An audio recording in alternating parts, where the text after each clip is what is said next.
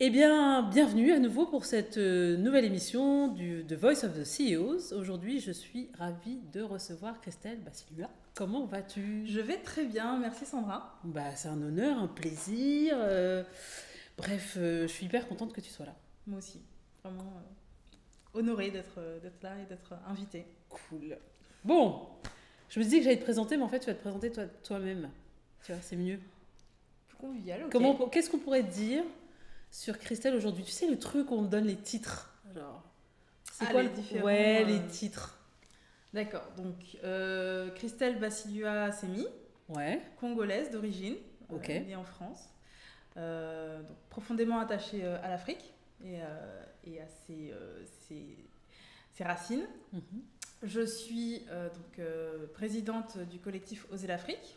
Ok. Et je suis également chargée d'affaires en tant qu'analyste dans une start-up tech.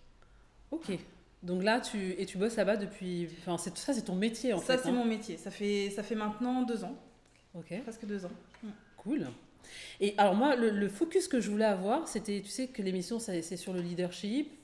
J'ai appelé ça CEO, mais en fait, c'est vraiment le leadership qui, pour moi, se manifeste de plusieurs façons.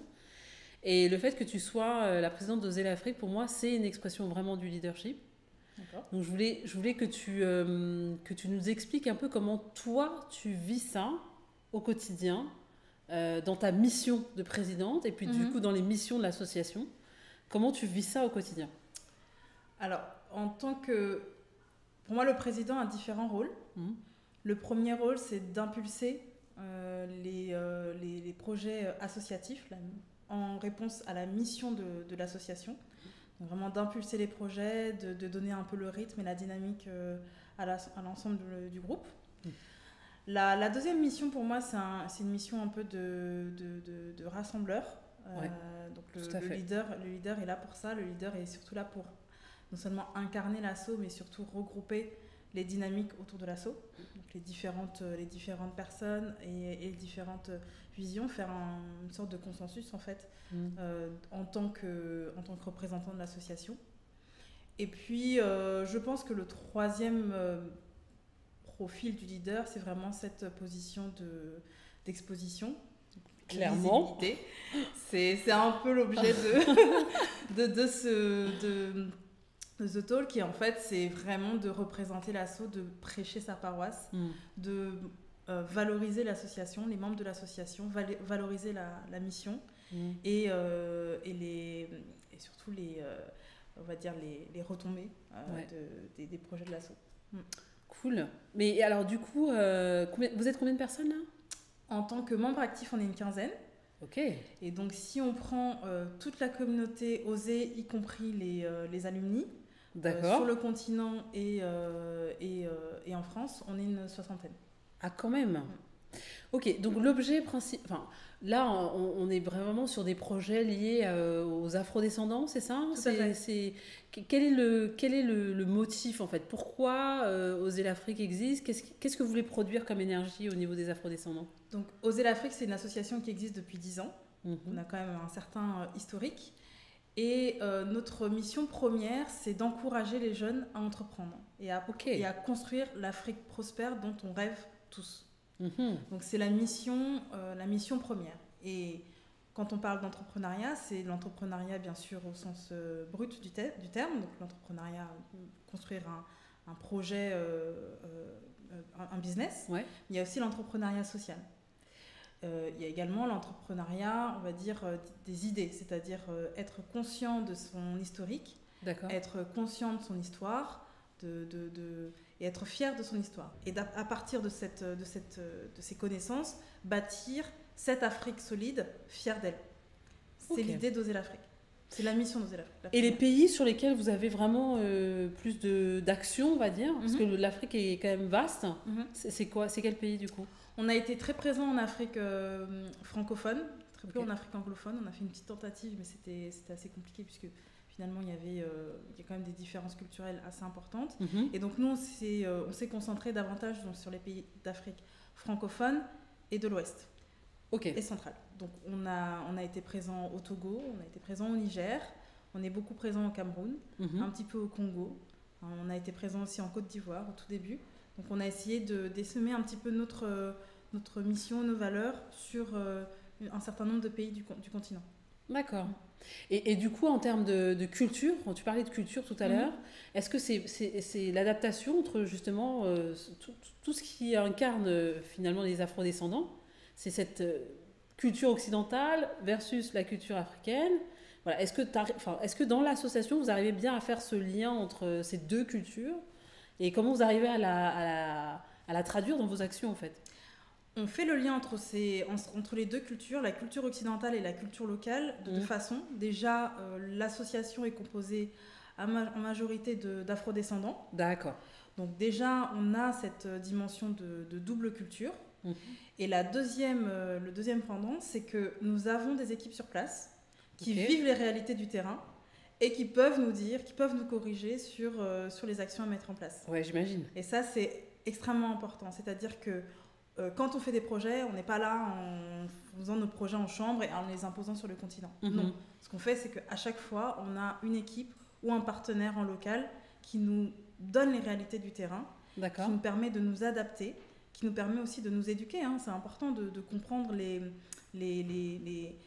différences culturelles qui puissent exister entre le Togo, entre la Mauritanie, entre le Niger. Voilà, c'est 3 pays qui sont complètement différents. Et c'est extrêmement important du coup d'avoir cette dimension-là très locale dans nos actions. Ok. Et alors du coup, l'équipe, donc tu m'as dit une quinzaine de personnes, une soixantaine de membres finalement avec les Alumni. Aujourd'hui, quand on veut adhérer à Oser l'Afrique, on fait comment? Est-ce que comme beaucoup d'associations déjà, est-ce que vous recrutez? On recrute toujours. Voilà. Donc ce serait intéressant de dire quel type de profil vous recherchez en fait finalement pour mener ces actions. Et puis voilà, d'en faire part. Et ceux qui veulent adhérer à l'association, c'est quoi le process? Alors déjà, pour adhérer à Oser l'Afrique, il faut comprendre la vision d'Oser l'Afrique et être en accord avec celle-ci. Ouais. C'est-à-dire que on a une certaine mission. On est extrêmement centré autour de l'entrepreneuriat. On touche un peu à d'autres domaines, notamment l'histoire, la culture. Mais c'est vrai qu'on a quand même une base très entrepreneuriat, business. Ensuite, en termes de process, avant de parler de process, plutôt de parler de profil, on cherche des têtes bien faites. C'est quoi pour toi une tête bien faite? Une tête bien faite, c'est compliqué comme question. Parce que tu me dis, on recrute des têtes bien faites. Moi, je veux plus de précision parce que faut que les gens sachent, en tout cas, quand ils vont écouter l'émission, qu'ils se disent « Ah tiens, en fait, j'ai envie de postuler, quoi. » C'est quelqu'un qui sait mener des projets, ou en tout cas s'investir, travailler en équipe, c'est important, communiquer correctement. Et puis ensuite, quelqu'un qui a des idées, quelqu'un qui veut impulser le changement. C'est cette dynamique-là, en fait, cette envie d'apporter quelque chose au continent.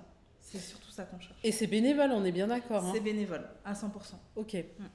Donc du coup, c'est quoi les domaines parce que j'ai vu, en regardant un petit peu, en lisant un peu sur l'histoire d'Oser l'Afrique, au niveau des différents... Vous fonctionnez comme une boîte, en fait, vous. Hein. Il y a quand même des pôles, il y a des projets, chefs de projet et tout. Enfin, explique-nous. Parce que si je veux postuler demain, ce serait... Moi, par exemple, j'ai une apprentissage sur le marketing. Voilà. Est-ce que, par exemple, c'est le type de profil qu'on peut avoir dans une association comme la tienne? Tout à fait. Parce que quel que soit finalement le projet associatif, ça reste un produit qu'il faut vendre, notamment vendre auprès de sponsors, auprès de partenaires, Voilà, il faut vendre le projet et avoir des compétences en marketing, c'est quand même assez important pour une asso. Okay. Donc on recherche également des compétences en communication, gérer les réseaux sociaux, des community managers. Ensuite on cherche aussi des profils, parfois des profils un peu plus techniques. Par exemple, on a un projet lié à l'orientation. Là on souhaite donc accompagner des jeunes adolescents dans leur parcours scolaire et universitaire en termes d'orientation. Et là nous, les profils que nous avons actuellement dans l'association sont des profils assez corporate. Donc là, c'est toujours bien d'avoir quelqu'un qui a une vision plus qui sait former, qui sait orienter des jeunes. Donc, on peut aussi chercher ce type de profil-là. Actuellement, donc on recrute beaucoup. Donc, on a 4 projets dans la D'accord. 4 projets principaux. Le premier projet, c'est le projet que je vais appeler Afrique Émergence et qui est finalement la quintessence un petit peu de la mission d'Oser l'Afrique. C'est mener une réflexion sur qu'est-ce que l'Afrique de demain. Et donc ce projet-là, donc, c'est un projet qu'on a déjà réalisé donc, il y a 10 ans. Et qui est à la source même de la création d'Oser l'Afrique.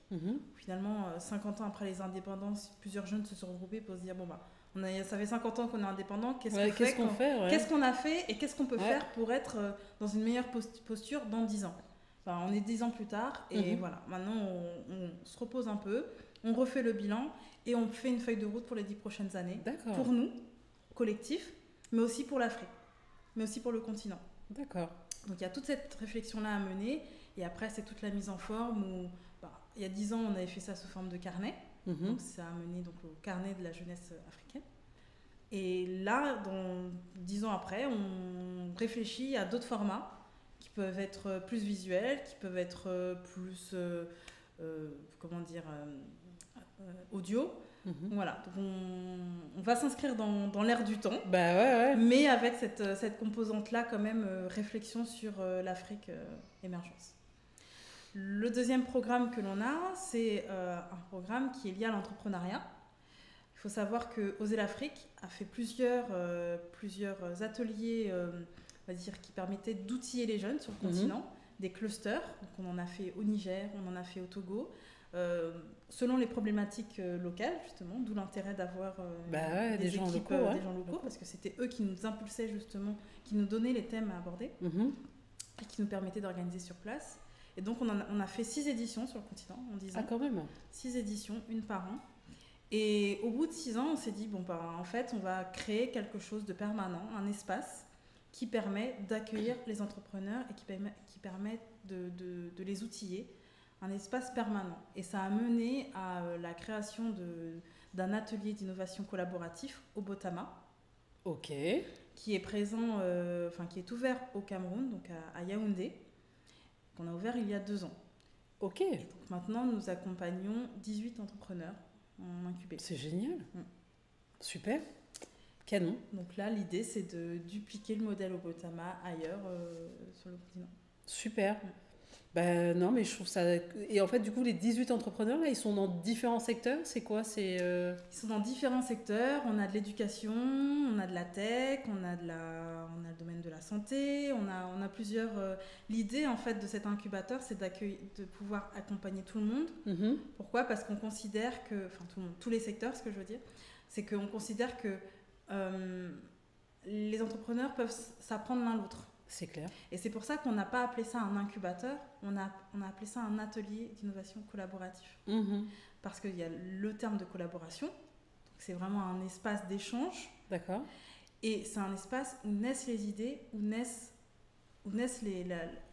les entrepreneurs et l'Afrique de demain. C'est vraiment c'est l'idée de Obotama. D'ailleurs, Obotama, ça vient de O, de oser, et Botama, c'est Kobotama au Lingala, et ça veut dire naître. Donc il y a toute une signification. Voilà. Ça me parle. Il y a toute une composante autour de ça. Et voilà, donc là l'idée c'est de déployer un peu ce concept ailleurs, notamment au Congo. Comment tu fais pour gérer, parce que la vie associative quand même que tu es en train de décrire, elle est extrêmement dense. Oui. Comment tu fais pour associer ça à ta vie professionnelle, qui doit être extrêmement dense aussi? C'est quoi le ratio en termes de répartition, d'heures de travail Comment tu fais? Ça dépend des semaines, ça dépend des jours. Il y a des jours où on a un peu plus d'activité, d'autres non. Moi, dans mon boulot, je peux être extrêmement occupée. Je peux avoir des semaines de 90 heures quand on fait une acquisition. Ok. Et là, effectivement, laisser un peu de côté l'assaut. Et en revanche, avoir des périodes très creuses comme en ce moment où on n'a pas de projet d'association, enfin d'acquisition. Et là, en l'occurrence, je peux travailler à 40, je peux travailler à 70% sur OSE. Ok. Mais ça nécessite quand même une certaine organisation. Moi, très régulièrement, très souvent, le matin, c'est osé.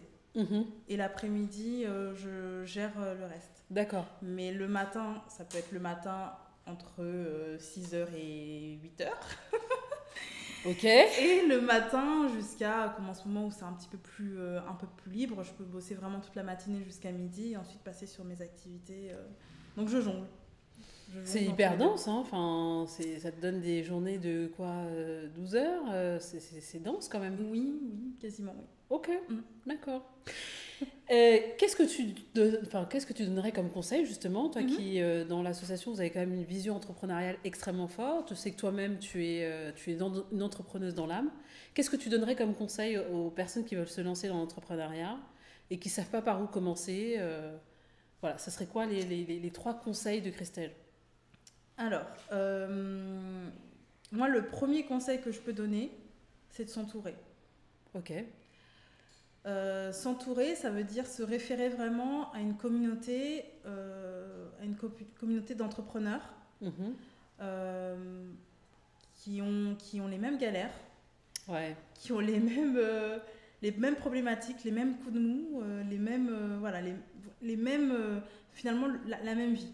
Oui. Donc la première chose, c'est de s'entourer. Et peu importe le domaine dans lequel tu entreprends, tu dois avoir des personnes un peu référentes qui vivent plus ou moins la même chose que toi. Complètement. Pour pouvoir juste souffler un peu, quoi. Enfin, pouvoir vraiment s'échanger les idées.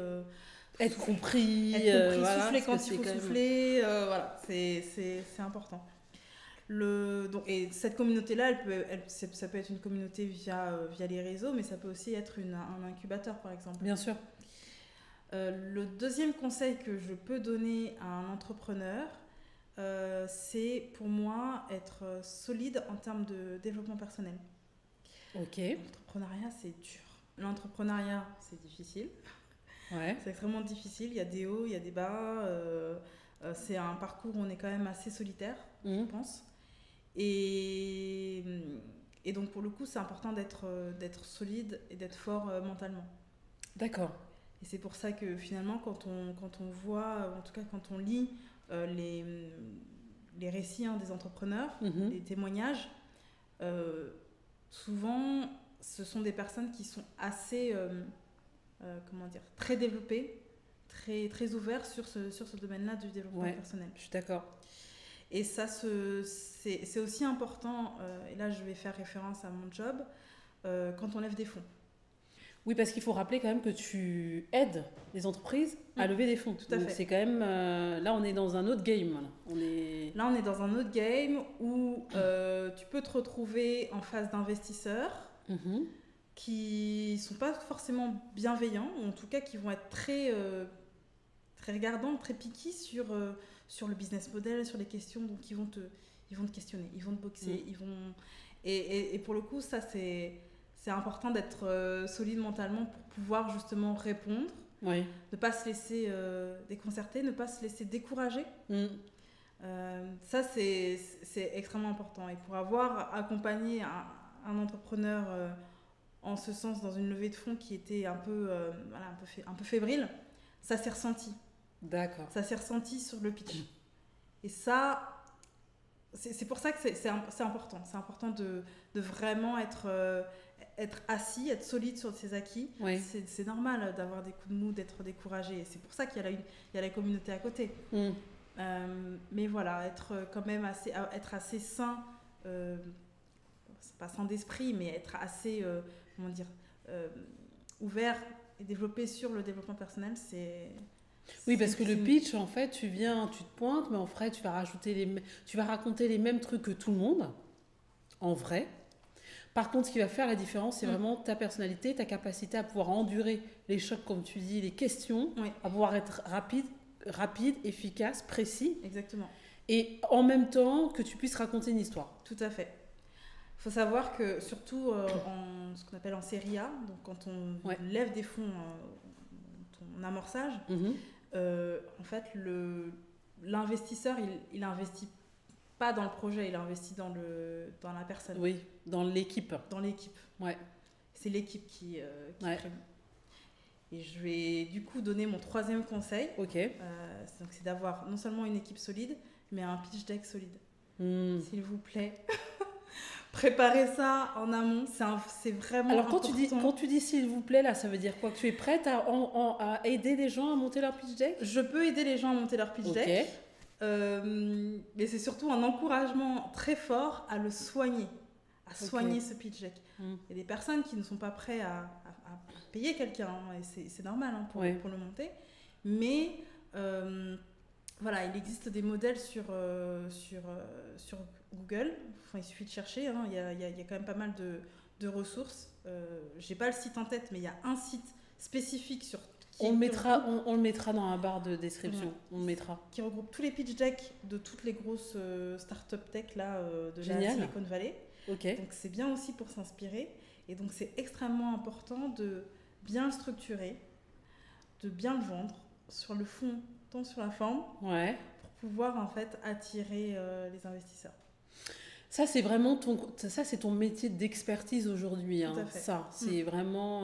Enfin, tu disais fusion-acquisition tout à l'heure, mais c'est vraiment aider les entrepreneurs à lever des fonds en les accompagnant, parce que c'est un accompagnement finalement, dans la création de leur pitch deck, et après aussi du pitch, enfin, de les aider à pitcher, quoi. Est-ce que Parce qu'aujourd'hui, on a quand même de plus en plus... Tu vois, moi, j'étais avec un entrepreneur tout à l'heure qui a la station F. Donc, typiquement, c'est le genre de discours, je pense que beaucoup d'afro-descendants et puis même d'entrepreneurs tout court ont envie d'entendre, tu vois, d'être motivés par quelqu'un qui peut aider à faire cet accompagnement. Je peux aider, effectivement. En fait, j'ai 2 casquettes. J'ai une casquette fusion-acquisition, donc M&A, où là, j'achète des sociétés pour le compte de mon groupe. Ok. Et donc là, effectivement, j'ai la vision un peu d'un investisseur. Donc moi, je vais regarder les chiffres, je vais regarder le business model, je vais regarder si en termes d'intégration aussi dans le groupe, est-ce que ça marche. Je vais regarder l'équipe, on regarde les CV, on fait des enquêtes aussi, des audits, non seulement des audits financiers, mais on fait aussi des audits RH. Quelle est la réputation de la personne. Bien sûr. Ensuite, la deuxième casquette que j'ai, c'est effectivement de lever les fonds. Donc je lève des fonds pour ma boîte. D'accord. Donc on a levé quand même pas mal de millions en un an. Donc là, je suis dans la posture où moi, Tu pitches. Je pitch. Enfin, c'est pas moi qui pitch, mais je crée... Oui, tu pitches quand même. Je rédige ton esprit le pitch deck. Hein, voilà. Où je crée le pitch et donc où effectivement, il faut avoir les messages les plus percutants possibles. Il faut pouvoir répondre aux questions en termes de business plan, le business plan financier. Pouvoir être très précis, il faut pouvoir aussi le relier à la stratégie du groupe. Voilà, il y a toutes ces questions-là. Et effectivement, moi, l'avantage quand j'accompagne un entrepreneur, parce que j'ai aussi des missions freelance. Ok. Et quand j'accompagne un entrepreneur pour des levées de fonds, je l'aide non seulement pour vendre son projet, mais comme j'ai aussi la vision un peu investisseur, je lui dis ce qu'on regarde. Bah, bien sûr. Et donc cette double vision, ça me permet d'être, on va dire, impactante sur mes entrepreneurs. Non, mais c'est cool. Bah, ils ont, pour le coup, avec toute la vision 360 que tu as, ils ont vraiment de la chance, en tout cas quand tu les accompagnes, parce que tu as toutes les visions, les perceptions, et tu peux leur dire, bah voilà, si je me mets en posture truc, bah, il va dire ça, si je me mets en posture truc, tu devrais dire ça, et ainsi de suite. Donc voilà, je vous invite à demander les services de Christelle. Hein, on sera ravis de vous donner les coordonnées. Non, mais vraiment, je pense que c'est... Pour le coup, il y a plein de gens qui seraient intéressés par ce type d'accompagnement. Ok, super. Écoute, moi, j'ai des petites questions subsidiaires. On a le jeu qui s'appelle le Bami Game. D'accord. Ce jeu est similaire à ce qu'on peut trouver... Enfin, le jeu de l'intimité. Je ne sais pas si tu connais. Alors, je ne vais pas poser des questions d'intimité, voilà, parce que l'idée, c'est quand même de préserver ça. Mais par contre, c'est des questions qui permettent... C'est un jeu qui permet de créer plus de connexion entre les gens. Voilà. Ok. Donc, je voudrais juste voir un petit peu comment... Enfin, j'ai quelques questions, là, mais... Alors, est-ce que tu peux décrire un de tes professeurs, quand tu étais plus jeune, qui t'a impacté, en fait, à l'école, et qui, du coup, a impacté même le reste de ta vie ? Waouh. Alors, un professeur qui m'a impacté? Et ben en fait, je vais parler de ma prof de maths. Ok. En terminale. Ok. Qui m'a découragée. Ah bon? Oui. Elle m'a impactée, mais négativement, mais positivement. C'est-à-dire que, voilà, elle m'a découragée à suivre la voie que j'ai suivie, là, d'école de co. Pourquoi elle disait quoi? En fait, que c'était pas... que c'était réservé à une certaine élite. Ok. Bon. Mais c'était basé sur une analyse factuelle ou c'était quoi? T'as eu des mauvaises notes en maths ou? Ah non, j'ai eu mon bac avec mention bien. J'ai fait bac S spé maths, donc bon, j'étais un peu solide quand même. Ok, d'accord. mais voilà, elle m'a un peu découragée en me disant, tu sais, la voie que tu prends là, c'est une voie un peu élitiste. Est-ce que tu es sûre de vouloir le faire, etc. Et moi, j'ai eu la présence d'esprit à l'époque, j'avais 18 ans, hein, de me dire, non, en fait, je vais y aller. Et puis si ça marche pas, c'est pas grave. Finalement, 10-12 ans plus tard, je suis là. Ok, donc elle t'a impacté quand même. Hein, elle m'a impacté, cette dame. J'ai un petit ego, donc elle a touché l'ego. Ok. Je lui ai montré que non. que c'était... que non, j'allais lui prouver que effectivement c'était peut-être une voie élitiste, mais que j'avais aussi ma place dedans. Ça n'a pas été facile, hein, mais j'avais aussi ma place dans ce monde-là dite élitiste. Ouais. Ok, très bien.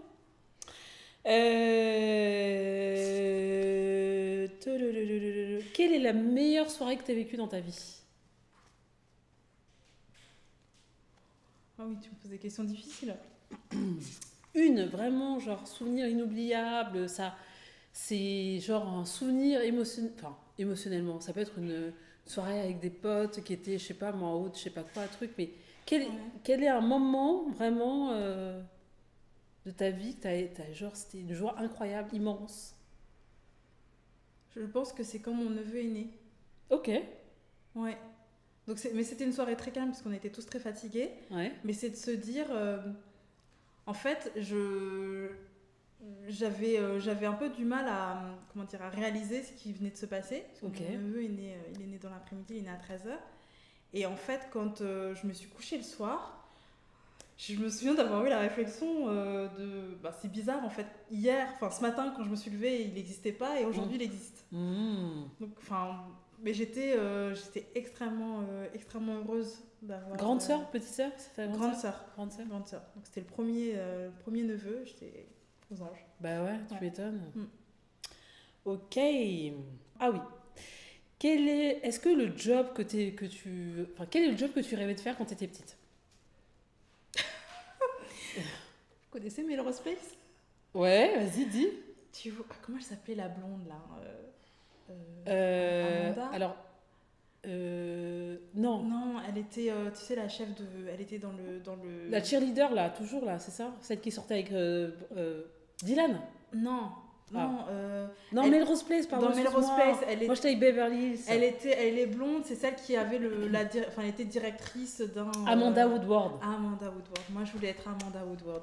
C'est pas vrai. Je t'assure. Le game quoi. Le game. Je me suis dit, mais alors elle est au-dessus. Et après j'avais comme exemple aussi Carrie Bradshaw parce que j'aimais bien sa légèreté, elle avait l'air fun. Mais je me souviens, parce que Melrose Place, je devais avoir 8 ans, quelque chose comme ça. Ça passait juste après l'école, vers 17h. Ouais, bon, on était tous abonnés, je te rassure. Voilà, il y avait tout ce créneau-là. Je regardais à fond, pareil. Et Amanda, mais je sais pas, pour moi, c'était la quintessence de la femme, quoi. Ok. En fait, je voulais être une femme d'affaires. Ok. Et d'ailleurs, pour la petite anecdote, c'est que donc moi, je voulais être femme d'affaires. Je ne savais pas dans quoi, mais je voulais faire des affaires. Ok. Mon père voulait que je fasse médecin. Et c'est pour ça que j'ai fait un bac SP maths. C'est parce qu'en fait, je devais faire médecine. Et c'est qu'en terminale que je me suis dit, non. En fait, je vais être femme d'affaires. Ouais. Donc, je me suis orientée sur une école. Mais c'est bien, je pense que tu es allée sur le bon chemin de la femme d'affaires. Oui. Super. Merci beaucoup, Christelle. Merci à toi. Super interview, super. Bravo pour tout ce que tu fais, pour oser l'Afrique, pour mener de front et ton travail associatif qui est extrêmement dense, parce qu'elle ne vous a pas tout dit, mais moi je suis ce qu'elle fait et c'est extrêmement dense. Et en même temps, ta vie et ta carrière professionnelle qui est en train de changer en plus, donc c'est très très bien. Voilà, et bravo, et continue à réaliser tes rêves, continue à suivre ton chemin et la voie sur laquelle tu dois être en fait. J'ai l'impression que tu es bien là où tu dois être en ce moment, non ? Je ne suis pas encore exactement là où je dois être, mais en tout cas, j'essaye de m'aligner le plus possible. Et 2020, pour moi, c'est cette année-là où on devrait tous essayer un peu de s'aligner. Il y a eu le corona, il y a eu plein de choses assez denses là qui se sont passées. Ouais. Et finalement, pour moi, c'est un rappel en fait de la vie, de l'univers, qu'il faut s'aligner. S'aligner avec soi. Super. Et on va terminer The Voice of CEOs avec cette belle phrase. Merci beaucoup, Christelle.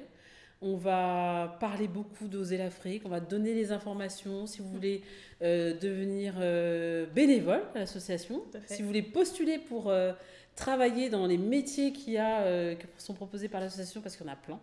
Donc, il faut postuler. Et si aussi vous voulez être accompagné sur votre pitch desk, je le dis et je le redis, Christelle, ce sera un plaisir de le faire. Tout à fait. En freelance. En freelance.